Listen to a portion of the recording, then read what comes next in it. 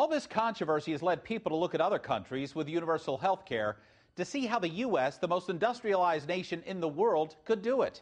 Yami Verhin went to Panama in Central America, where every citizen who works is guaranteed health care. They come before the sun goes up. I got here at 5 a.m.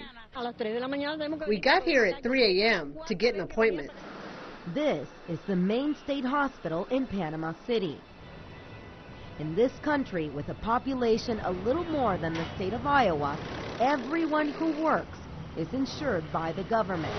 According to the Panamanian Minister of Health, Dr. Franklin Vergara, that should be a birthright everywhere. It's the most noble, most beautiful right that human beings have, the right to health care. Thousands of Panamanians come to the main hospital every day hoping to see a doctor. It takes about a week to get an appointment for internal medicine. But if you need a specialist or treatment, that could take much longer. And sometimes time isn't on your side. I have non-Hodgkin's lymphoma. Narcisa Fernandez is here today to get chemotherapy. To get to this point, I had to wait 6 months. But she admits without the government's insurance, she would have nowhere else to go. Private insurance is too expensive for her. While we were there, pandemonium broke out in the main hospital's emergency room after angry family members, waiting for up to 12 hours in some cases, called a TV station to complain. Come see my wife.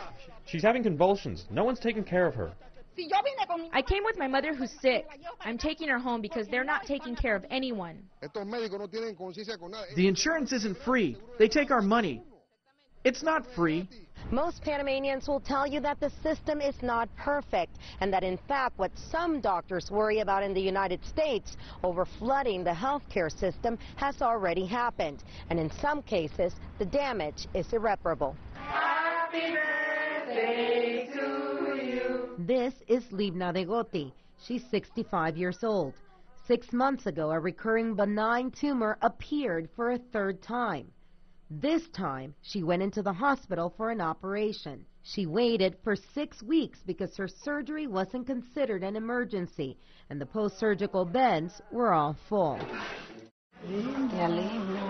This is Libna de Gotti 7 months later. In the 6 weeks she waited, her tumor grew. When she finally went in for surgery, doctors had to deal with a larger tumor. Now she will stay at this government-run nursing home until she dies. There are too many people for the system.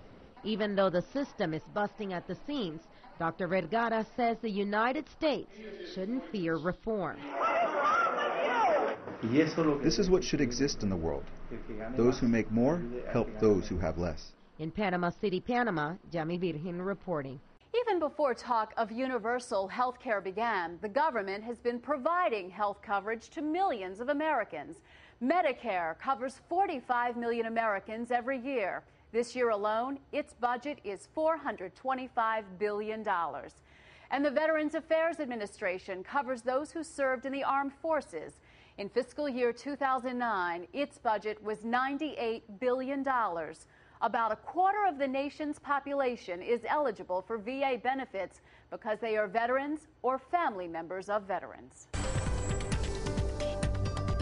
The anxiety and outrage over a government-run health care plan comes from experience for some Americans. Many states like Massachusetts, Maine, and Tennessee have started their own health care programs with mixed results. Reporter John Dunn takes a look at one of these programs and what it could mean for the national reform movement. Carter Moody is constantly frustrated by the cost of private health insurance. At $864. He's been shopping for coverage ever since the nonprofit he works for dropped its plan. The annual bill was going to go up 82%. The debate over health care reform is raging across America. And in states like Tennessee, many feel they've seen the result of a public option. In Tennessee, we learned our lessons about what happens. Congressman Marsha Blackburn is talking about TennCare, a state program that many are comparing to a government health care overhaul. TennCare also promised to insure more people and reduce health care costs. Blackburn says the program nearly bankrupted the state and ended with nearly 200,000 people being cut from its rolls. We need to look at those and say, what should have been the lessons learned from here? What are the perils? Leanne Lynch learned the hard way. Earlier this year, she says TennCare let her down just before she needed a life-saving bone marrow transplant. TennCare just sent a letter at the beginning of June saying that they were probably going to drop me. Government control is the public option. Tennessee's TennCare experience has led to considerable distrust of the government's ability to reform health care. The ever-growing debt programs like Medicare have also hurt confidence. We don't want to turn the remainder of our health care system over to a Congress that has proven itself incompetent. But on the other side of the issue,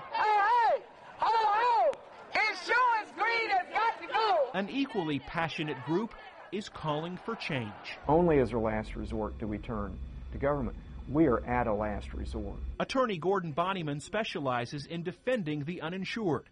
He believes the TennCare model can be effective if the government doesn't bear financial risk and instead holds private insurers accountable for providing quality, cost-effective patient care. With the right design and the political will, you can do exactly what's being talked about now, which is covering more people and also controlling costs. Insurance greed has got to go. While both sides of the debate continue to voice their opinions, people like Carter Moody hope for a solution. They don't have to worry. They're covered. He says his health and the health of his nation depend on it.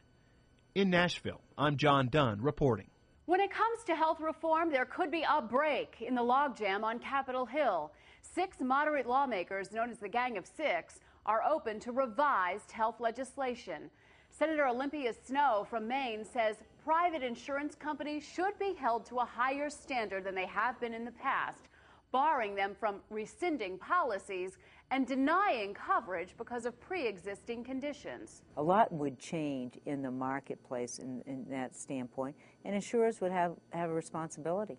We want to create a competitive environment that will offer affordable, competitive choices to American consumers. Under Snowe's plan, if private companies don't expand coverage, it would trigger government action, and a public option would then go into effect.